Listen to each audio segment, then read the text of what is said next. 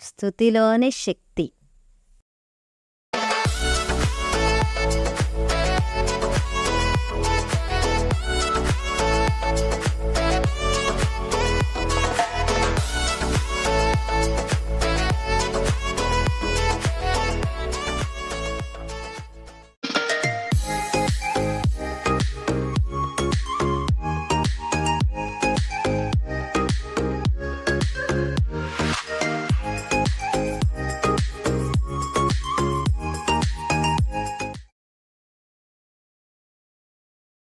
దేవుడు చేసిన అద్భుత కార్యములలో ఒక సంఘటన.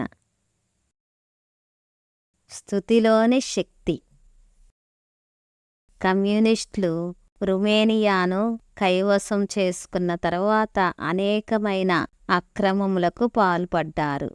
వారిని ఎదిరించిన వారిని ఊచకోత కోశారు. కొంతమంది సైనికులు యవ్వన స్త్రీలను చెరిపివేశారు. తమకు లోబడని వారిని కిరాతకంగా కాల్చి చంపేశారు.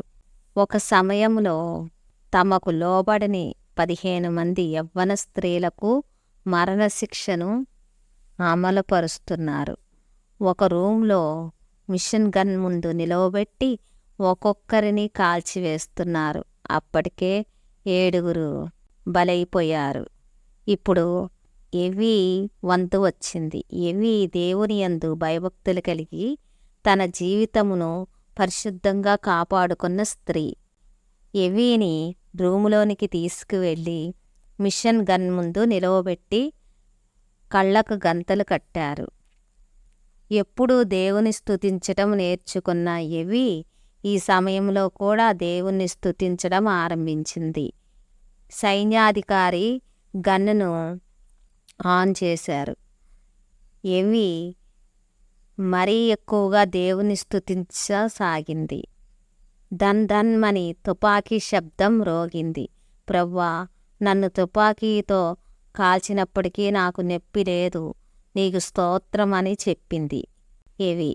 తరువాత కొంచెం సేపు నిశ్శబ్దం. ఎవి మాత్రము దేవుని స్తుతిస్తూనే ఉన్నది. కొంతసేపటికి ఎవి తన కళ్ళకు కట్టిన గంతలను తీసి చూడగా సైన్యాధికారి ఎవి కాళ్ళ దగ్గర పడియున్నాడు.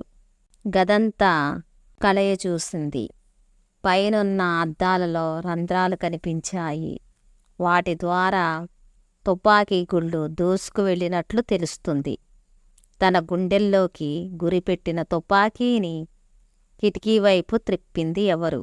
యెహోవా యందు భయభక్తులు గల వారి చుట్టూ ఆయన తన దూతలు కావలియుండి వారిని రక్షించును. కీర్తన 34:7 అన్న వాక్యం ప్రకారము ఒకవేళ దేవుని దూత వచ్చి ఆ మిషన్ గన్నును త్రిప్పివేశాడేమో. ఈ అద్భుతాన్ని చూచిన సైన్యాధికారి ఆ శిక్షను రద్దు చేసి ఎవితో పాటు మిగిలిన 7 కూడా వదిలివేశాడు. తరువాత ఎవి న్యూజిలాండ్కు వెళ్ళి కుటుంబంతో సహా దేవుణ్ణి సేవించుచున్నది.